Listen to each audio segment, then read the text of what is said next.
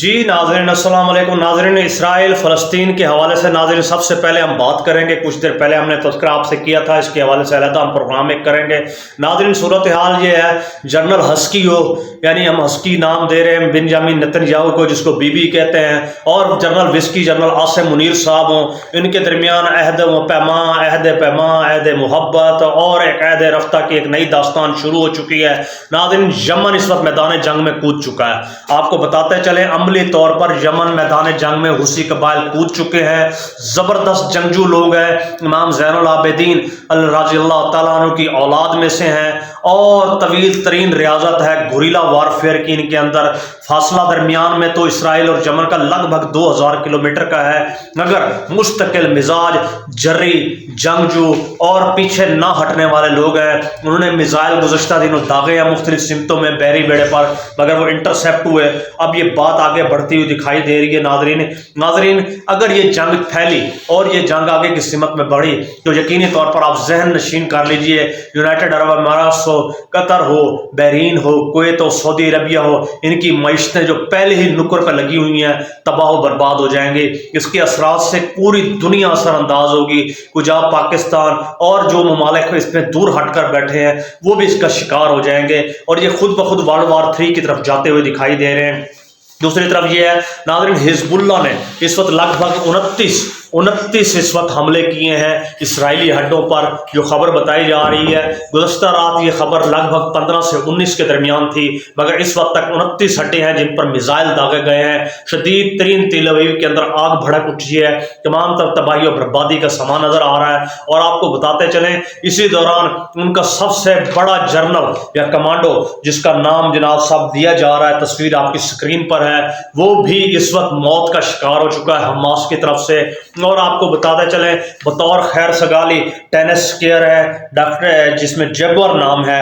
آپ دیکھیں کہ جب ان کو اعزاز دیا گیا تو وہ شدید طریقے سے رو پڑی، اور اپنا تمام تر اعزاز انہوں نے فوری طور پر اس کی تمام رقم غزہ کے فلسطین کے مسلمانوں کے نام کر دی. یعنی پوری دنیا اس پر بول رہی ہے، کہہ رہی ہے یہ ظلم اور ستم جو کیا جا رہا ہے، اور خاموشی ہے تو پاکستان کے اندر ہے. بہرحال اس وقت ایران نے بھی لگ بھگ ایران کی جو پراکسیز ہیں 23 مختلف جگہوں سے امریکی مفادات، امریکی سپیسز کو حملہ کیا ہے. اور آپ کو بتاتے چلیں جنگ اگر یہ 1 سال بھی رہی، ایران نے آرڈر کیا ہے تو ہم حاضر ہیں. یعنی 1 سال بھی اگر یہ جنگ رہی تو ہم لڑنے کے لیے تیار ہیں. ہاں مسلم امہ سے ایک اپیل انہوں نے کی ہے کہ خاموشی اختیار کیجئے، اور ساتھ ساتھ یہ ہے کسی قسم کا تیل مت دیجیے. لیکن دیکھتے ہیں کہ یہ مسلم امہ کیا کرتی ہے. جہاں عمان کی بات کی جائے، یو اے ای کی بات کی جائے، ابو ظہبی تیل فراہم کر رہا ہے، رقم سعودی عربیہ فراہم کر رہا ہے، لاجسٹکس سپورٹ قطر دے رہا ہے، اردن سے تمام اسرائیلی طیارے اب تک لگ بھگ 72 سے زیادہ فلائٹیں لے چکے ہیں جو میزائل بردار فلائٹیں ہیں. تو کیا کہنے ناظرین، ایک الجزائر کے صحافی ہیں، انہوں نے بارکریزی کے ساتھ ایک ڈاکومنٹ لیک کیا ہے national security institute security for زائنسٹ کے حوالے سے، جس میں واضح طور پر یہ بتایا جا رہا ہے کہ غزہ کو خالی کروانا زائنزم کا پرانا منصوبہ تھا، اور تبھی اسرائیل مستحکم ہوگا جب غزہ خالی ہوگا. ناظرین مغربی سمت میں اس وقت لاتعداد کیمپ لگا دیے گئے ہیں. ریگستان کے اندر تمام فلسطینیوں کو دھکیلنا مقصود ہے کہ وہاں جائیں، ریت میں رہیں، اسی حال میں رہیں، ریفیوجیز کی شکل میں رہیں. ناظرین اندرون خانہ جہاں تک بات ہے، اسرائیل تباہ ہو چکا ہے، معیشت اس کی برباد ہو چکی ہے، صورتحال دیگر گوں ہو چکی ہے، انتہائی گمبھیر ہے. اور چین باوجود اس کے ہابنہ ہرمس کے اندر اپنے لے کر آ چکا ہے بحری بیڑے. ساتھ ساتھ انڈیا کے بیڑے بھی دیکھے گئے، یعنی انڈیا بھی اسرائیل کا ہم نوا ہے، یہ بات یاد رکھیے گا. اور نتنیاہو نے کہا کہ ایک بات بڑی کمال کی کہ جتنے لوگ مارے گئے ہیں ان کا ہمیں دکھ ہوا ہے، اور جتنے لوگ ان کی طرف سے مرے ہیں ان کا بھی ہمیں دکھ ہوا ہے. بہرحال دکھ تو دونوں طرف ہے، اور اس کا حل امن ہے اور امن کے سوا کوئی نہیں. لیکن اس وقت صورتحال مڈل ایسٹ پر جو قبضے کا پلان امریکی بنایا گیا ہے یہ آگے بڑھتا ہوا بظاہر دکھائی دیتا ہے.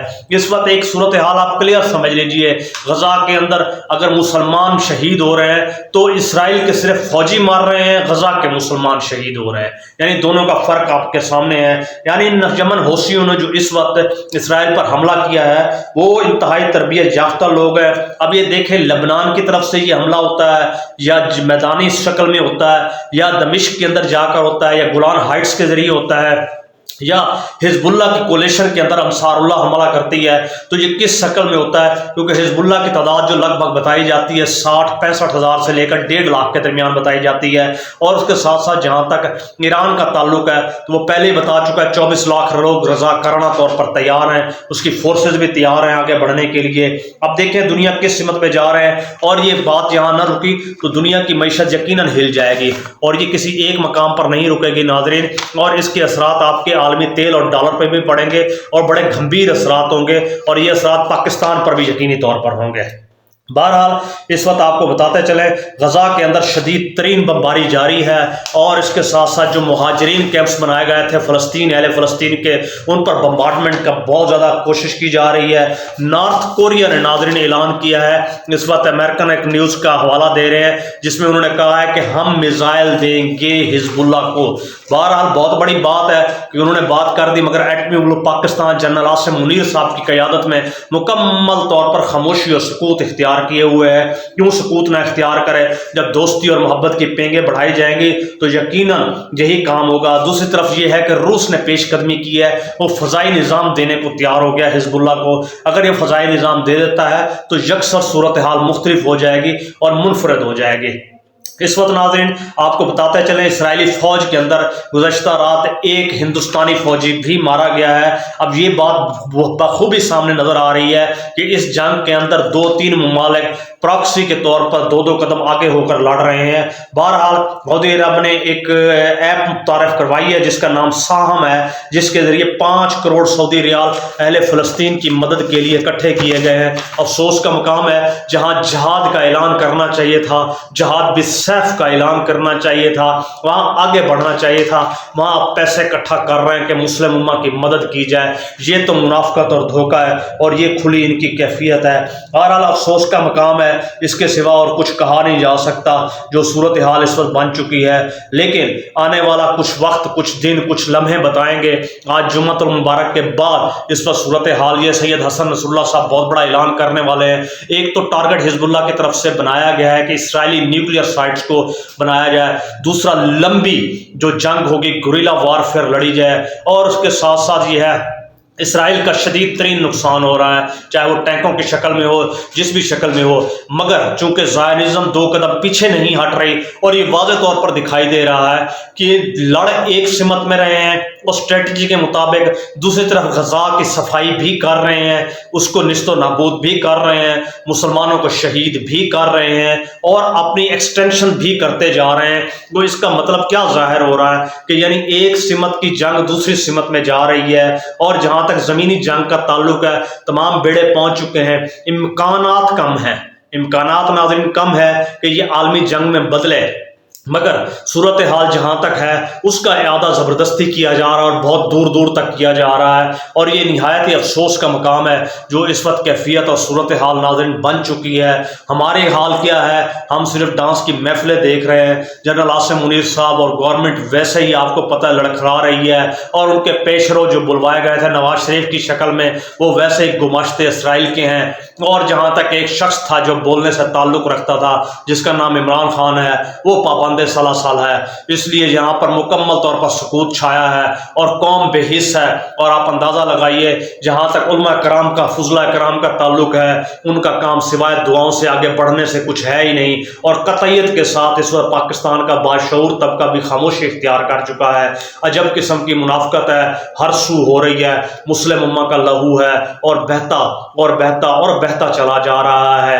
अब तो यही कहेंगे कि अल्लाह रब्बुल इज़्ज़त को गायबी मदद फरमाए अहले फ़लस्तीन और मुसलमानों की, कि अमली तौर पर उनकी मदद का कोई मदावा हो सके किसी भी शक्ल में, क्योंकि पूरे का पूरा अरब मुकम्मल तौर पर लेट चुका है। ना सिर्फ अरब बल्कि 57 इस्लामी ममालिक। हम एक बात हमेशा से करते हैं कि मातम मत कीजिए फ़लस्तीन के लिए, अपनी ज़ात के ऊपर मातम कीजिए, क्योंकि अहले फ़लस्तीन की 57 ममालिक ना तो मदद कर सके, ना एटमी मुल्क पाकिस्तान किसी तरह की मदद कर सका। नाज़रीन अपना बहुत बहुत ख्याल रखिएगा। मज़ीद अपडेट्स के साथ आपकी खिदमत में फिर हाज़िर होंगे। अस्सलामु अलैकुम।